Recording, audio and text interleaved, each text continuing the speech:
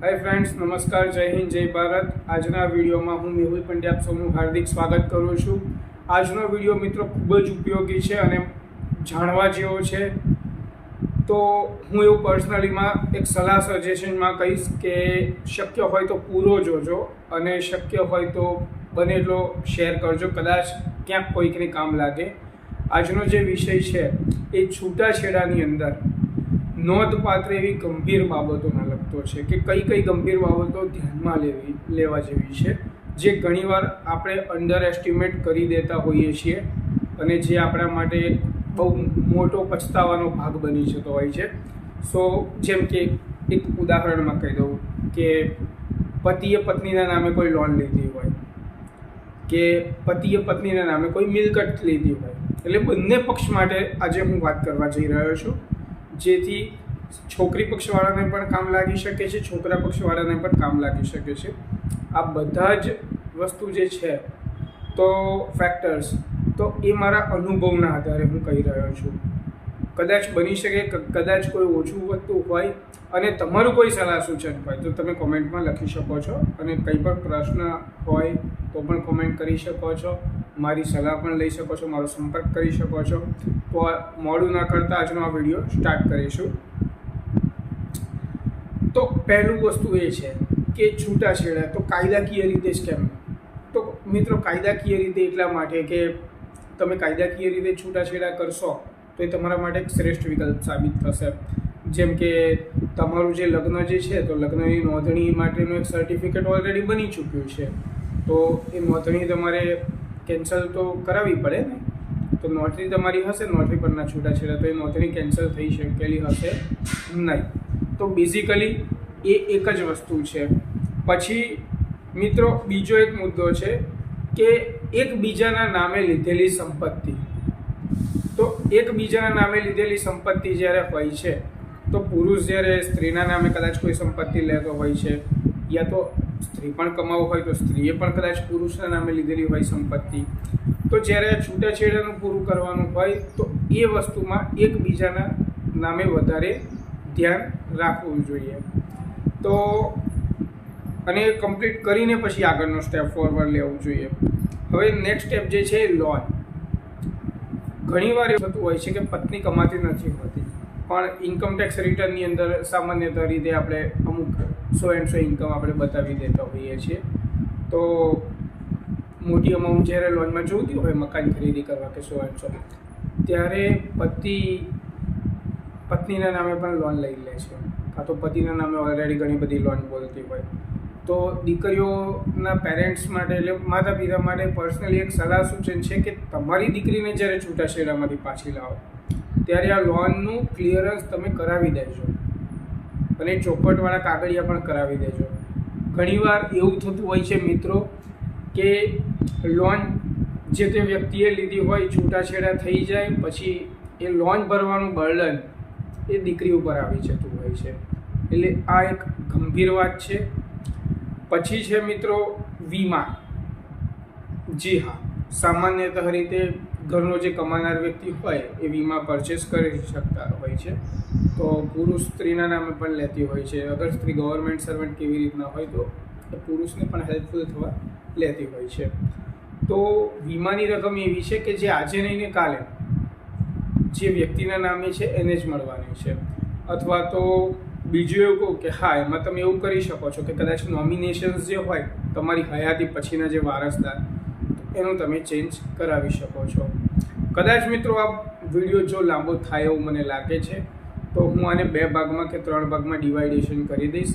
તો નેક્સ્ટ ભાગ સપોઝ હશે કદાચ તો એ એન્ડ સ્ક્રીન ઉપર મળી હશે, જ્યારે આ વિડીયો પૂરો થશે ને એટલે એન્ડ સ્ક્રીન કરીને આવશે તો એમાં તમને મળી જશે। અને ચેનલને સબસ્ક્રાઈબ કરી લેજો, વિડીયો ગમે તો લાઈક કરી દેજો અને યોગ્ય લાગે તો શેર કરી દેજો। હવે જે છે મિત્રો એ છે સ્ત્રીધન। સ્ત્રીધન એવું કહીએ કે આપણે સામાન્ય રીતે છોકરીના લગ્ન હોય એ વખતે છોકરી પક્ષમાં હોઈએ તો આપણે છોકરીને સોનું ચાંદી કે એને જરૂરી એવો સામાન, કિંમતી સામાન કદાચ પુરવાર કરી આપતા હોઈએ છીએ, એક ગિફ્ટના રૂપે આપણે આપતા હોઈએ છીએ। તો જ્યારે સ્ત્રી પાછી આવે એ વખતે આ વસ્તુનો ઇસ્યુઝ થાય છે. એ સ્ત્રી ધન પોતાનું લેવાનું ભૂલી જતી હોય છે, કદાચ કાં તો કાઢી મૂકવામાં આવી હોય તો એ પણ થતું હોય છે. તો સ્ત્રીધન એક મહત્ત્વની વસ્તુ છે કે જ્યારે પણ જો બંનેના કન્સેપ્ટથી, બંનેના સંકલનથી કે બંનેની ઈચ્છા છે, બંનેને છૂટું જ થવું છે, તો સ્ત્રીધન એક ફેક્ટર એવું છે કે એને પણ તમારે કન્સિડર કરવું જરૂરી છે. 13B પ્રમાણે એટલે બંનેની સંમતિથી જ્યારે છૂટાછેડા લઈએ તો ભરણ પોષણથી લઈને જે પણ સામસામે રકમની લેવડ દેવડ હોય, ક્યાંક કદાચ કોઈએ બંનેમાંથી કોઈ એક પક્ષકારે સામસામે ઉછીના પાછીનાનો વ્યવહાર કર્યો, સામસામે વડીલ પક્ષના જેમ કે વેવાઈ એવી રીતે હોય, તો સામસામે જે પણ ફાઇનાન્શિયલી જે વ્યવહાર હોય તો એ પણ સમજીને જોઈ લેવો જરૂરી બનતો હોય છે. તો એ પણ જોઈ લેવું જરૂરી છે. પછી એક એવું છે કે છૂટાછેડાનું છે તો એની અંદર ઘણીવાર એવું જોયું છે કે છોકરા છોકરીઓને કોઈ પ્રશ્ન હોતો નથી, એમના વડીલોને સામસામે મતભેદ થયેલા હોય છે, એમાં છોકરા છોકરીઓનું ઘર બગડી જતું હોય છે, એમનો સંસાર તબાહ થઈ જતો હોય છે.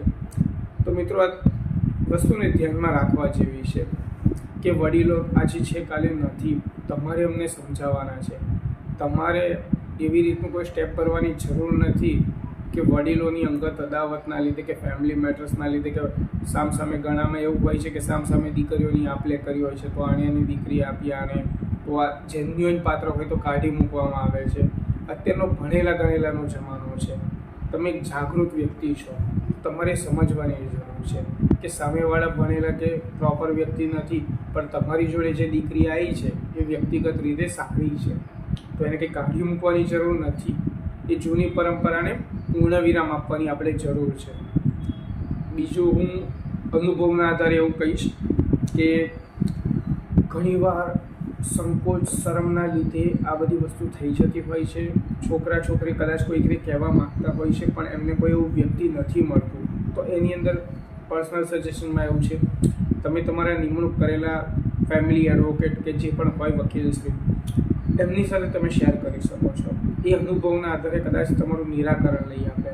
શક્ય હોય તો મીડિયેશન એક એવી વસ્તુ છે કે તમારા બંને પક્ષકારની અંદર એક મધ્યસ્થી બેસે અને પોસિબલ હોય તો તમારા બંનેનું સમાધાન થઈ જાય, છૂટાછેડાની જગ્યાએ સંસાર ફરી વસી જાય. ક્યાંક કદાચ કોઈ એક વ્યક્તિથી ભૂલ થઈ ગઈ હોય પણ એ ભૂલ સુધારવાનો ચાન્સ મળે તો હું એવું પર્સનલ સજેશન આપું કે એ વસ્તુને લઈને આગળ વધવું હિતાવહ છે. ધારો કે બાળકો નાના હોય છે અને છૂટાછેડા થાય છે તો લાંબુ વિચારવા જેવું છે કે બાળકો ઉપર એની નેગેટિવ ઇમ્પેક્ટ પડતી હોય છે, તો આ વસ્તુ ખાસ ધ્યાન રાખવા જેવી છે મિત્રો. તો બસ એટલું કહીશ ટૂંકમાં અનુભવના આધારે કે નાની મોટી અનબન જે તમારી થતી હોય છે તો મન શાંત રાખો અને એવું ગંભીર પરિણામ ના આપો કે જે છૂટાછેડા સુધી જઈ શકે. જય હિન્દ, જય ભારત. આ સાથે આજનો આ વિડીયો હું સમાપ્ત કરું છું અને કંઈ પણ પ્રશ્ન હોય, મૂંઝવણ હોય, કોમેન્ટ કરી શકો છો અને મારો સંપર્ક પણ કરી શકો છો એડવાઇસ માટે. વિડીયો સારો લાગે, ઉપયોગી લાગે, કોઈને શેર કરવા યોગ્ય લાગે તો જરૂરથી શેર કરજો.